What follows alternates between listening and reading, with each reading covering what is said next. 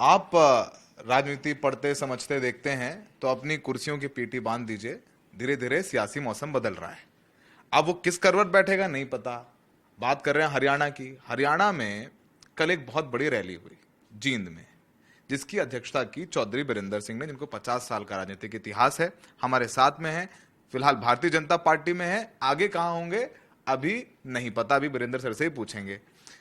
BJP के वरिष्ठ नेता हैं, मोदी 1.0 में, मोदी जी की सरकार में मंत्री रहे, अभी इनके बेटे सांसद हैं हिसार से। सर, कल बड़ी रैली की आपने, अखबारों में है कि चौधरी साहब के बगावती तेवर, बगावती सुर, क्यों नाराज हैं आप? नहीं, आप अखबार में हो या आप हो, इलेक्ट्रॉनिक मीडिया हो, तो इस तरह की तो बात लिखेंगे तभी तो लोग सुनेंगे या पढ़ेंगे। लेकिन मैंने एक सच्चाई, और उसके लिए मैं किसी से छिपा के बात नहीं करता। एक सच्चाई ये है कि हरियाणा में हम तीसरी बार चुनाव जीतने की इच्छा रखते हैं। ठीक है। और साथ में ये भी एक सवाल है कि जो जेजेपी, जिससे हमारा गठबंधन सिर्फ 5 साल एक स्थायी सरकार देने का था, उस गठबंधन को जेजेपी ये चाहती है कि आगे बढ़ा के हमारे को चुनावी गठबंधन में भी शामिल किया जाए।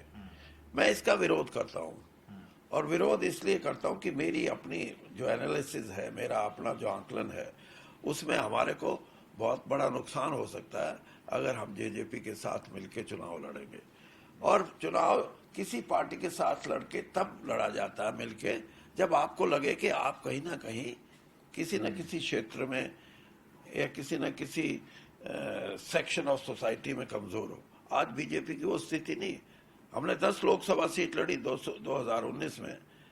3 लाख, 4 लाख, 5 लाख, 5.5 लाख, 6 लाख तक का, इस देश में जो 3 सबसे ज्यादा चुनाव जीतने वाले थे, उसमें 2 हरियाणा के थे। तो मैं ये कहता हूं कि आप क्यों सोचते हो ये पार्टी जिसने आपके विरोध में कि हम दूसरी बार बीजेपी को नहीं आने देंगे, आपने वोट लिया, जेजेपी ने वोट, लोगों ने वोट दिया जेजेपी को, और वो चुनावी परिणाम आते ही आपके साथ मिल गए। और आज हालत ये है, मिल गए, आपने मिला लिया तभी तो मिले। नहीं, मिल गए का मतलब ये है कि वो ना भी कर सकते थे। जैसे भूपेंद्र सिंह हुड्डा की भी एक कहानी है कि वो ये बोलते हैं कि हमने भी कहा था भाई तुम हमारे साथ मिल जाओ, तो उन्होंने इनकार कर दिया। वो एक, और वहां आराम से चले गए।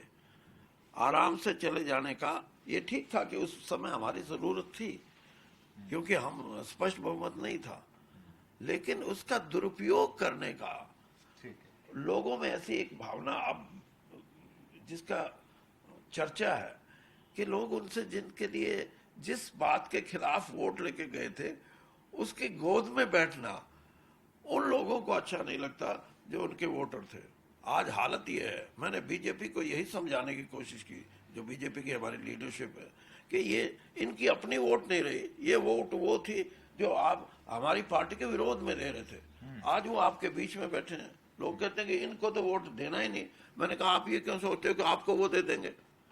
तो इसलिए जरूरी है ये कि हम अकेले चुनाव लड़े, हम सक्षम हैं, हम जीतेंगे। हाँ, चुनावी राजनीति है ये कि 1 साल का समय है, उसमें हमारे को कुछ ना कुछ आमूल चूल जो चुनावी स्ट्रेटेजी है वो उसके अंदर कुछ ना कुछ ठोस परिवर्तन करने की जरूरत है।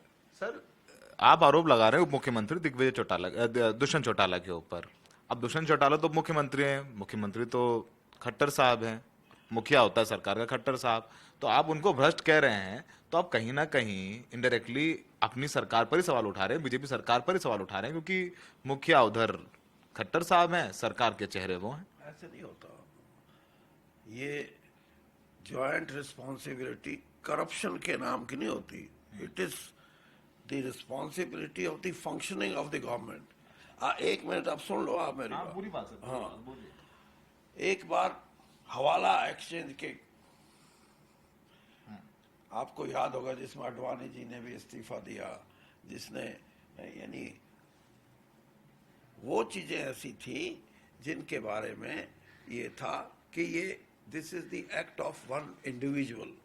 सोनिया जी को भी आपको याद होगा, सोनिया जी ने भी इस्तीफा दिया था, कुछ ऐसी उनके वो जो पोजीशन जो होल्ड कर रही थी वो, हालांकि वो तो लीडर थी सभी दलों की, लेकिन उन्होंने भी मॉरलिटी के हिसाब से, तो वो अलग चीजें हैं।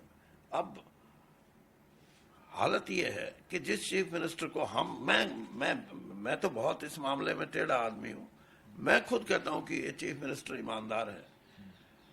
अब मैं उनको ये कैसे कह दूं? मंत्री करप्ट हो तो उनका चीफ मिनिस्टर का मुख्यमंत्री करप्ट हो तो सर? अरे भैया, मेरे एसएचओ थाने में बैठ के पैसे लेता नहीं और मुंशी पता नहीं क्या क्या करते रहते हैं। ये छोड़ो आप, आप थोड़ा थोड़ा कह रहे हैं, बहुत समझ ले रहे हैं, ठीक है सर। अब कल ऐसा लग रहा है जब आपने रैली की तो आप ऐलान कर देंगे कि आप बीजेपी छोड़ रहे हैं, पर आपने ये कहा कि अगर जेजेपी से यानी दुष्यंत चौटाला से अलायंस नहीं तोड़ा तो आप तब छोड़ेंगे। तो ऊपर वाले आला कमान से आपको फोन आए, नड्डा जी के ऑफिस से, मुख्यमंत्री जी ने फोन किया, कल की रैली के बाद बीजेपी का रिस्पांस कुछ है, अगर आप कह सके? बीजेपी की सहमति थी इस बात की कि मैं एक बड़ा कार्यक्रम करूं। मेरे को कभी बीजेपी ने इसलिए इस कार्यक्रम को रोकने के लिए या ये कहने के लिए कि ये तो पार्टी से बाहर कर रहे हैं, ऐसी बात नहीं है। उनको भी पता है कि मैं जो बातें कह रहा हूं वो सही है। फर्क इतना है कि कुछ बोल नहीं सकते, मैं बोलता हूं, और मुझे ये भी नहीं है कि बोलने का मुझे नुकसान नहीं होता, कई बार हुआ भी है। लेकिन कुछ चीजें ऐसी हैं जिनके लिए बोलना जरूरी है। अगर इस देश में प्रजातंत्र और पार्लियामेंट्री डेमोक्रेसी खास तौर पे अगर जिंदा रखनी है, कमजोर करनी है, तो बोलना बंद कर दो। सर, आप 42 साल कांग्रेस में रहे, फिर आप 2014 से पहले बीजेपी में आए। कांग्रेस में कभी आपने, आप खुद ही कह रहे थे कि आपने कभी सोनिया गांधी जी के खिलाफ या राजीव गांधी जी के, इंदिरा गांधी जी के खिलाफ नहीं बोला। नहीं, मैं ये नहीं कह रहा, आप सुनो। नहीं, मैं सीधा सवाल पूछ लेता हूँ कि आप कह रहे हैं जनता की जो भावना है, कल भी आपने कहा रैली में वो करूंगा, तो जनता की भावनाएं आप क्या समझ पा रहे हैं? क्या कांग्रेस में वापसी होगी या आप देखेंगे कि चौधरी साहब एक नई अपनी पार्टी बना लेंगे? अगर नहीं टूटा गठबंधन जेजेपी और बीजेपी का, तब वो देखो, वो ऐसा है कि अभी इन बातों पे पूछना भी और मेरी टिप्पणी करना भी और मेरे इरादों को असेस करना, ये तो काम है हमारा। नहीं, काम तो आपका सही है, लेकिन मैंने भी अपना काम बता दिया कि अभी असेस मत करो, अभी मेरे इरादों की कहाँ क्या बात टिकती है जाके, ऐसा है। लेकिन ये जरूर है कि मैं वैचारिक रूप से भी भारतीय जनता पार्टी में जरूर हूं, लेकिन वैचारिक रूप से मेरा कांग्रेस के प्रति और कांग्रेस में रह के उन विचारों को मैंने हमेशा चेरिश किया है। मैंने कल, आपने और सारी बातें पूछी, मैंने कल ये भी कहा उस मीटिंग में, मैंने कहा मैं उन सारी ताकतों का विरोध करूंगा जो जाति पाति की राजनीति करती हैं, या वो ताकतें जो धर्म के नाम से, बल्कि मैं कहता हूं धर्मांधता के नाम से समाज में कोई विकृति पैदा करने की कोशिश करती हैं। मैं उन ताकतों का भी विरोध करूंगा। अब वो एक बहुत बड़ी बात है, लेकिन आपको फिक्र इस बात की है कि मैं कांग्रेस में जाऊंगा या नहीं जाऊंगा। इशारे आपने कर दिए हैं, ये इशारे मजबूत इशारे हैं। अच्छा, एक और, अभी आपसे मैंने जब पूछा कि आपने रैली की तो बीजेपी वाले आला कमान के या बड़े नेताओं के फोन आए कि नहीं आए, अब थोड़ा फ्लिप करता हूं सवाल कि जब आपने कल रैली करी उसके बाद कांग्रेस के बड़े नेताओं के फोन आपको आए कि नहीं आए? Because I know that you have been close and you are still close to several senior leaders of Congress party and you've been close to, आप काफी नजदीक भी रहे सोनिया गांधी जी के, तो कांग्रेस के बड़े नेता आपको फोन कर रहे हैं कि नहीं कर रहे हैं? अब मुझे पता है कि आप सीधे टिप, मैं बहुत पहले जानता हूं आप बेबाकी से बोलते हैं। मेरी बात सुन लो आप, आज का दिन और शायद कल का भी दिन ऐसा हो कि मेरे पास वो फोन आ रहे हैं जो मेरे कार्यकर्ताओं के, मेरे साथियों के, जी बहुत अच्छी रैली हुई, आपको बहुत बहुत मुबारक। किसी को मैं कर रहा हूं, भैया आपने बहुत अच्छा किया, आपको बहुत धन्यवाद। ये जो चीजें हैं, ये 2-3 दिन शादी के बाद भी लोग जो सीधे ये नहीं कहते कि आप कहाँ जा रहे हो, कहाँ पे प्रोग्राम है।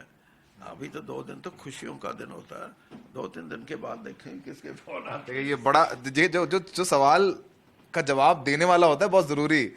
चौधरी साहब जो है बड़े 50 साल का 52 साल का राजनीतिक अनुभव है, उस अनुभव का इस्तेमाल करके घुमा देते हैं, लेकिन काफी कुछ कह गए, समझदार को इशारा काफी है। अब देखते हैं कि बीजेपी का आला कमान क्या फैसला लेता है। जेजेपी साथ रहती नहीं रहती, लेकिन जो जेजेपी पार्टी कह रही है कि सर को वो कोर्ट में ले जाएंगे उनके आरोपों को लेकर। सहयोगी मोहम्मद मुरसलीन के साथ सौरभ शुक्ला, एनडीटीवी इंडिया।